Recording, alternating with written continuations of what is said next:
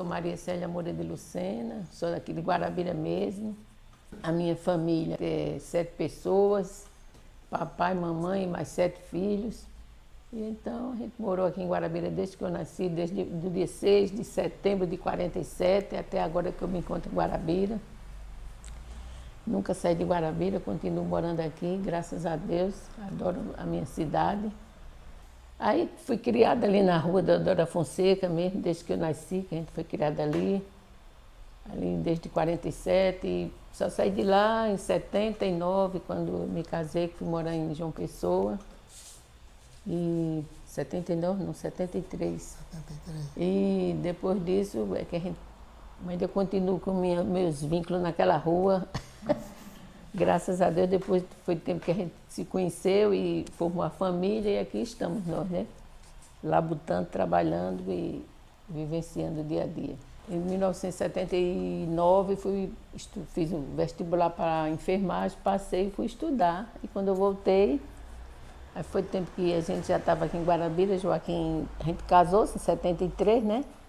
Aí trabalhando lá em João Pessoa, depois veio para aqui, Antônio Amorim chamou o Joaquim para colocar uma loja aqui em Guarabira, e desde sempre que a gente está labutando, e eu aqui do lado dele. Quando foi em 89, tive problema de saúde, e daí a gente fiquei batalhando, sem saber o que eram os problemas, daí eu fui em 1990, no dia 13 de novembro de 1990, que agora mesmo em novembro vai fazer, agora em 2020 vai fazer 30 anos que a gente se encontra no Núcleo Inspira Amigos da Paz. Foi uma casa nova que a gente encontrou, foi um bálsamo na nossa vida, foi amor à primeira vista, né, quando a gente chegou lá.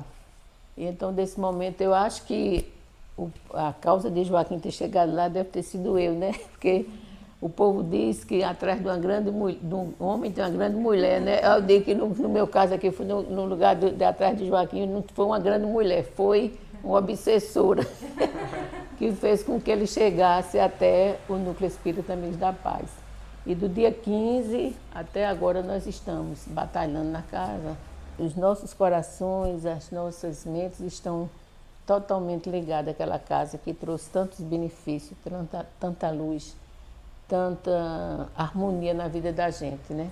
Que fez com que a gente compreendesse muitas coisas, muitos problemas que a gente passava e que até então não sabíamos o que era que estava acontecendo. E depois disso, foi como um tesouro que a gente tivesse descoberto na vida, principalmente na minha vida, que estou falando pessoalmente da minha vida. E hoje a gente vê como o Núcleo Espírita Amigos da Paz realmente fez um grande benefício na minha vida e que continua fazendo, principalmente através desse ensinamento que a doutrina espírita nos traz, esses conhecimentos que a gente melhora cada dia mais. Se a gente não é santo, mas com certeza a gente já melhorou um bocado depois de 30 anos. Está no caminho. Está no caminho. Sou Joaquim Cavalcante de Lucena, sou natural da cidade de Soledade, nascido no lugar chamado Mundo Novo. E na época de 52, por questões que para mim hoje é considerado uma bênção, fomos ter que abandonar a cidade e vir morar em Alagoa Nova. E nessa trajetória a gente vai caminhando e outras forças me levaram, me trouxeram para Guarabira e aqui me estabelecendo, morando. E de certo modo, fomos cada dia, hoje eu compreendo que a gente foi preparando um caminho para que chegasse no núcleo espírita que estamos hoje. Porque foram vários processos de sofrimento, de dor, de perdas materiais, de coisas que hoje só nos engrandece tudo isso. E nessa preparação, pelo menos eu vim da Igreja Católica, e lá nós participávamos de um grupo de escoteiros que aprendi muito a parte moral e cívica, muitas coisas que hoje, quando eu vejo na doutrina, que leio conduta espírita, é tudo aquilo que eu aprendi lá naquele momento, naqueles ensinamentos que tinha essas aulas para a gente, a criançada, e se preparando para o futuro. E graças a Deus, hoje estamos aqui juntos, ver os convites, nós recebemos talvez o primeiro convite, Ivone nos chamou dando uma mensagem para a escola. Primeiro não foi nem, para mim foi Ivone Santos chamando Célia para ir assistir. Mas antes ela já tinha recebido um convite de Dona Júlia Albuquerque. Foi. Vamos, minha filha, para lá, que lá é um lugar bom. E ele não obedeceu. Aí ela, Célia, vamos para o centro agora à noite no domingo. Eu digo, posso não, Dona Júlia. Aí ela disse, vou mandar uma visita para você. Só que ela mandava a visita, mas não sabia quem era, nunca chegava, né? Aí veio novamente Ivone, nos convidou também. E foi um preparo. Aí veio o problema, a gente não escutou essas duas mensagens, esses convites, aí veio a dor.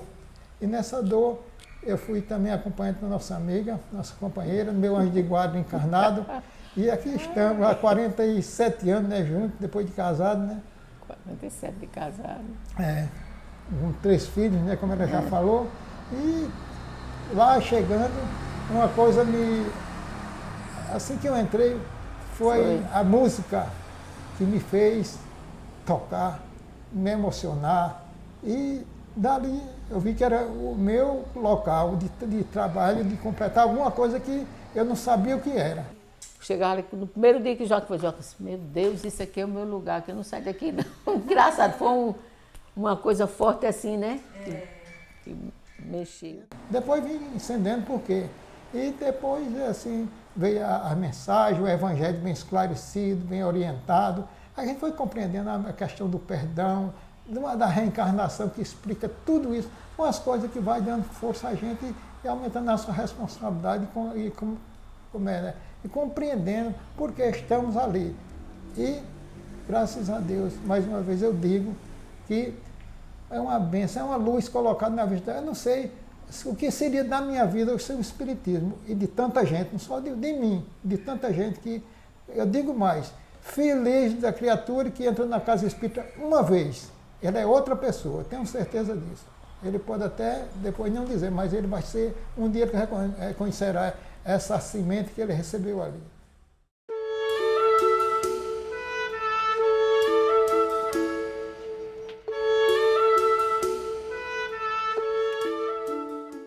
É o seguinte, antes de chegar à casa espírita, quando eu morava na rua da Fonseca, em frente à casa de Dona Júlia, que frequentou muitos anos lá no NEAP, ela me convidava para eu ir assistir reunião. Só que naquela época eu era muito católica e eu tinha muito medo de espírito. E a gente via falar, depois também, justamente na época que abriu esse centro espírita, o Allan Kardec, Zé Alemão, de João Pessoa, que ele ainda faz parte da família da gente.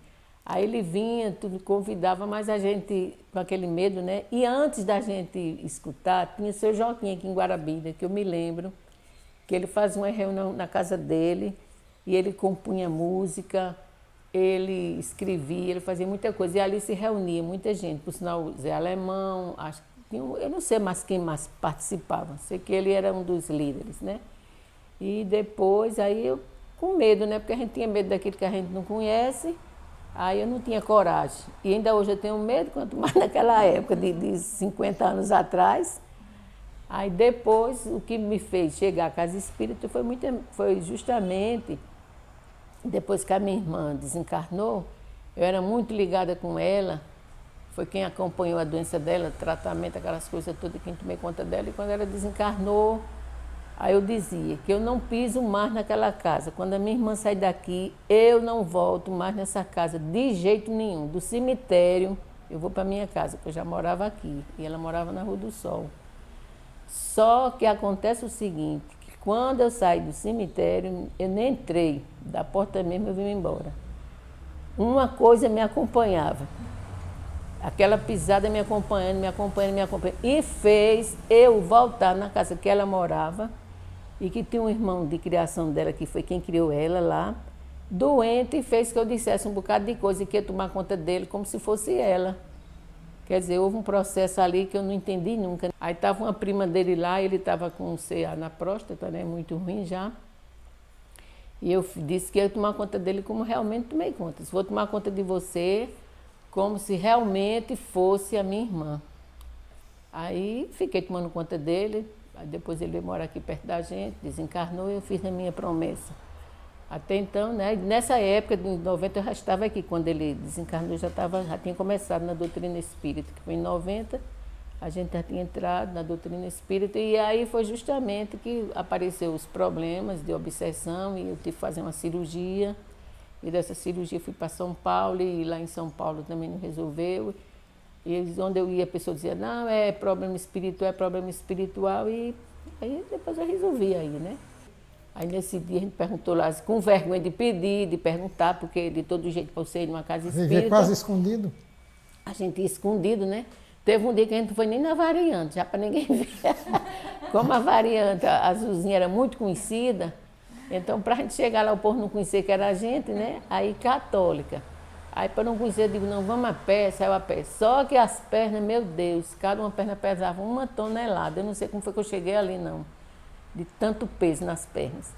Aí foi justamente nesse dia que a gente foi, nessa terça-feira, do dia 13, quando chegou lá, assistiu a reunião. Nisso eu me encontrava com Ivone, eu já tinha muita amizade com Rose, irmã dela, e ela dizia, vamos, vamos, vamos, mas você sabe como é, né? A gente fica apelando, que não acredita de uma certa maneira, né? E é porque, antes disso, umas vozezinhas, ficava dizendo as coisinhas no meu juízo aqui em casa. Eu rezando meu textinho ali atrás, na frente ali, aquela voz dizendo um bocado de coisa, mas a gente não dava, né? Achando que era, era as almas que a gente reza, né? O texto era um mistério para as almas dos vaqueiros, um mistério para as almas tal, outro mistério para as almas tal, que a gente não queria que as almas chegassem. Mas como a ignorância é grande, a gente tem que passar por essas coisas para poder despertar. Aí pronto, a gente chegou lá, aí justamente na terça-feira assistiu a palestra, e na quinta-feira voltamos para fazer o atendimento espiritual, a fazer aquela, como é que diz, entrevista, né? Foi Cristina Pontes quem atendeu, e daí começou, né? Eu fiz parece que era nesse dia, era 10 passos que a gente ia, e eu digo, quando chegou os 10, não melhorava, eu digo, vês, meu Deus, pronto, e agora como é que eu vou sair? Não sei, não vou sair daqui mais não, 10 não saem. E assim começou. Aí depois Isis disse, minha filha, ninguém fica boa aqui. Aí aquela foi uma injeção mesmo para... você pensa que a gente fica boa? Não, mas deixa que justamente é o tempo que vai ensinando a gente, né? A gente entender os porquês da vida. E depois a gente começou a estudar, comecei a estudar, ia na segunda-feira.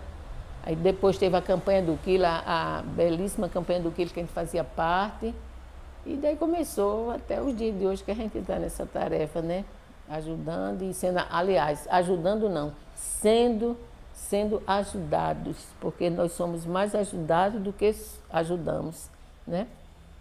Eu morava em Alagoa Nova e como eu fazia parte da igreja, que ajudava a missa, e eu morava perto, certamente perto do Monsenhor Zé Borges de Carvalho, que era lá da igreja.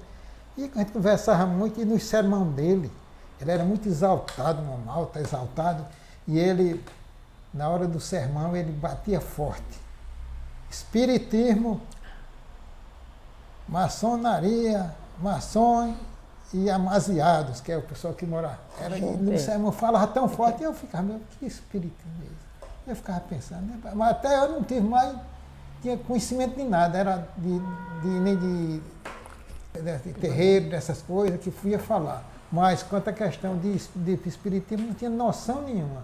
Só vim conhecer espiritismo depois que eu entrei na casa espírita. Foi através do processo do chamamento da doença, uma doença que não podia tomar remédio e supurava 24 horas por dia. Nem foi para São Paulo se tratar. Chegou lá acho que foi uma atendente, uma enfermeira. Disse, você vai ficar... Ela ficou lá no Hospital das Clínicas. Aí a enfermeira foi quem atendeu lá, disse, minha filha, você vai voltar para a sua cidade, você vai ficar boa lá. E foi o que aconteceu. Eu veio para cá e começou a gente participando, conheceu a casa, e nos tratamentos, você pode, começou o tratamento, aí começou a avermelhar no lugar, perto da cirurgia, e saiu 7 pontos, certinho, do mesmo jeito que foi feito, saiu inteirinho os pontos. Aí daí a gente foi tomando gosto, veio os trabalhos, né, na casa, esse envolvimento na casa, e aquela beleza que todos nós conhecemos, que experimentamos ali até hoje.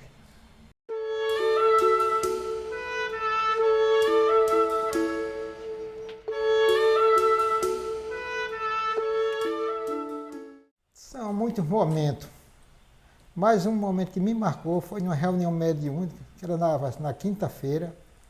Chegou um cidadão armado, um revólver, e pediu para guardar no birô. Eu guardei, e quando foi lá na reunião lá dentro, os pessoal ia para a sala, a gente ficava com ele, a gente faz no Evangelho. Aí eu, naquela Evangelho, a gente tem que ter fé, precisa acreditar, e eu preciso ter fé. E quando ele estava lá dentro, ele levantou-se e disse, eu vou me embora agora mesmo. Eu vou me embora agora mesmo. Não, não vai, nem eu vou, e saiu.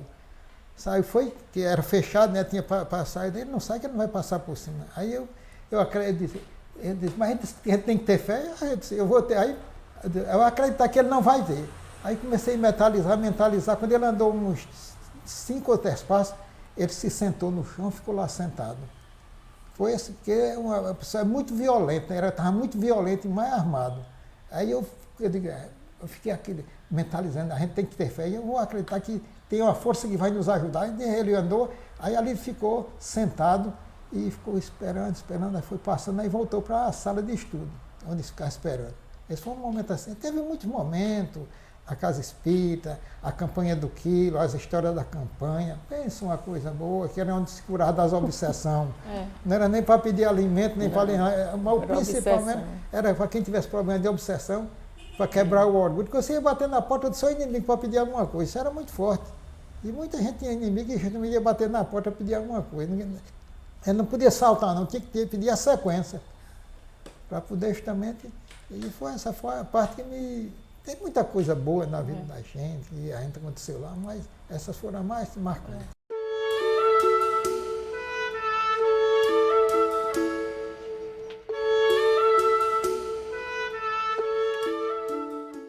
Eu não participava de sala de reunião mediúnica ainda, porque eu tinha medo e nunca tinha sido convidada, né? Aí, quando o papai desencarnou, foi em 2011. 2011, ele não sabia, ele não tinha, mamãe sabia que eu frequentava o centro espírita, mas ele não sabia.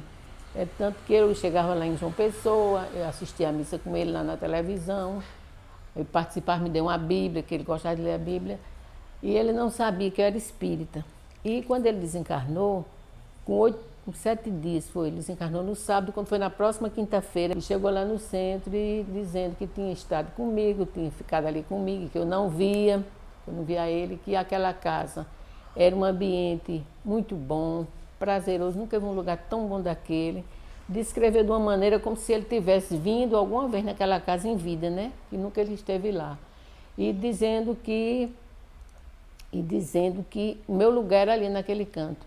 Aí depois, agora 2013, ele veio outra vez e falando comigo, mandando um recado para mim, dizendo que eu continuasse naquela casa, que era o meu lugar ali, que eu não ligasse o que as pessoas dissessem, não desse ouvido a ninguém, que meu ambiente era aqui, que eu, da família, das filhas dele, era a única que compreendia ele. Ele chegou a dizer isso, você é a única que me compreende, porque isso está muito vivo na minha cabeça. E também dizendo que eu continuasse a fazer aquilo que eu gosto de fazer. Continue fazendo aquilo, e a outra coisa mais forte que ele disse foi que ele dizia que mamãe era uma mulher maravilhosa. Então, isso aí fez com que a gente acredite a vida após a morte, né? Porque quando a gente acredita que depois que morre a gente acabou tudo. E isso vem mostrar que a vida continua, no outro lado da vida continua, né? A gente apenas, a matéria, ela vai se desmoronar, como diz a história, mas o espírito continua mais vivo, vendo tudo e sabendo de tudo. Então isso como dizer, a imortalidade da alma. Certa vez chegou um espírito lá na casa, um espírito agradecendo a Joaquim. Ele disse o nome, mas também esqueci o nome dele, que numa era que eles, acho que na era da escravidão, né? Acho que ele foi escravo. E ele apanhava muito. E nesse momento, ele estava apanhando muito, porque ele tinha fugido, e os donos dele foram pegá-lo para fugir. E nessa hora, Joaquim chegava, só que Joaquim não era Joaquim e ele não era aquele daquele momento. E ele veio agradecer, ter aquela gratidão por Joaquim, por ele ter feito aquilo nele, não ter evitado. que Joaquim fez com que ele parasse de apanhar e fez tudo para ele fugir. Ajeitou um jeito para ele fugir, para ele não se acabar debaixo daquela coisa. E aquilo me deixou assim, fiquei, meu Deus, como é que pode a reencarnação, né?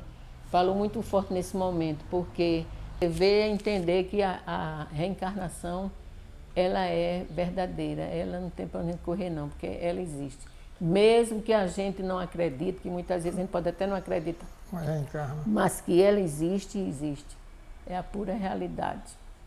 E depois de 2017, foi a minha mãe, né, que chegou lá no centro, contando as coisas, dizendo que a vida que estava mais viva do que nunca, que eu tinha ficado com ela naquele momento que ela estava desencarnando, eu aqui em Guarabira, ela em João Pessoa no hospital, e dizer, você estava comigo todo momento, mas não era eu que estava, era eu na oração, naquele momento do desencarne, eu aqui em casa, acompanhando através da oração, ela lá e eu aqui, orando, pedindo a Jesus pela passagem dela, que ela passasse tranquilamente, e ela vinha aqui dizer muita coisa, né? E dizer também que a vida continua, que a vida da gente não é essa daqui, é no outro lado da vida, e para a gente acreditar e acreditar nessa bondade infinita de Deus, porque isso é a bondade de Deus que é grande. Mas tem uma coisa que me chamou e me marcou, foi, não é de tanto, foi de, mas tem uma certa parte de alegria. Foi numa reunião mediúnica que a auxiliadora se comunicou-se que a gente estava numa situação difícil de construção, já para, não para, e ela disse, olha, não estou lembrando as palavras, já está pronto lá, só falta vocês construir, continue que vai dar certo. E de repente foi aparecendo as coisas, foi aparecendo e foi dando, concluiu-se aquele trabalho.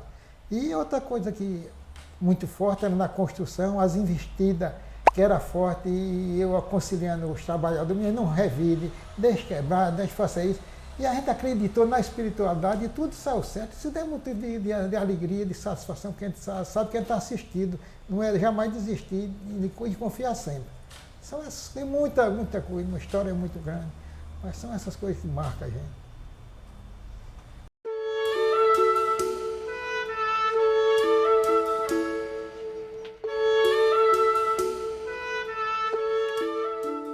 Particularmente, tem muitas coisas que a gente tem tirado proveito, né, da doutrina espírita, dos ensinamentos que a gente assiste, de Allan Kardec, do Evangelho segundo o Espiritismo. São muitas lições, muitas coisas boas. Mas eu acho que é essencial na minha vida tem sido o ensinamento da gente como saber fazer o bem, praticar o bem. Porque às vezes a gente pratica, mas nem sempre a gente está praticando sabendo se realmente o que a gente está fazendo é um bem. E a doutrina, ela vem, através dos seus ensinamentos, ela vem nos mostrar como a gente deve agir, como a gente deve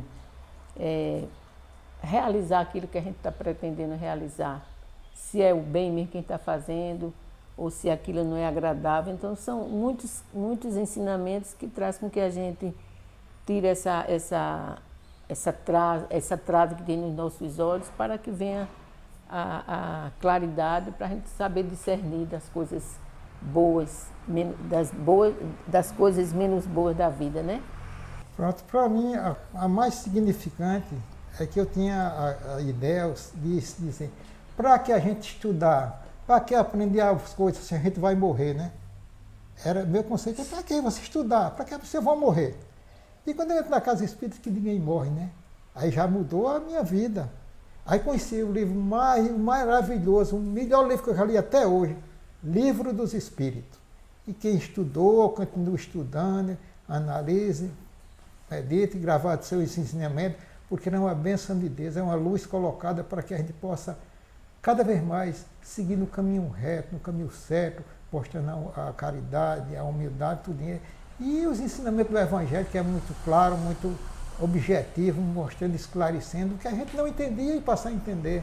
E que nem muda ninguém, nós é que temos a nossa vez para a gente ver o outro como ele é. Outra coisa também, que os ensinamentos mostram também, é o que fizer de mal para o outro, a gente está fazendo para nós. O que a gente estiver fazendo de bem, está fazendo para nós. Então, entre a gente deixar de fazer o mal e fazer o bem, faça o bem. né? Porque se a gente sabe que o que eu estou pensando de mal para o outro, estou fazendo para mim mesmo, coisa que anteriormente eu não sabia disso, porque eu não tinha essa noção. A gente tinha noção, quem tem quem me paga não me deve nada. Essa característica que a gente dizia quando as pessoas nos ofendiam fazer qualquer coisa. Mas hoje a gente vê que não é assim, né? A gente vai fazer o bem, porque o bem que eu estiver fazendo a outra, eu não estou fazendo bem a ninguém, estou fazendo a mim. Então, o que eu fizer pelo outro, foi o que eu mais aprendi durante esse tempo todo, estou fazendo para mim. Então, não importa que a pessoa vai agradecer, se não agradecer, eu não quero nem saber. O que importa é a gente fazer. E a mesma coisa do perdão. O perdão é outro também. Porque se eu perdoar, quem vai ter aquele alívio sou eu, né? Quem vai ficar numa boa sou eu.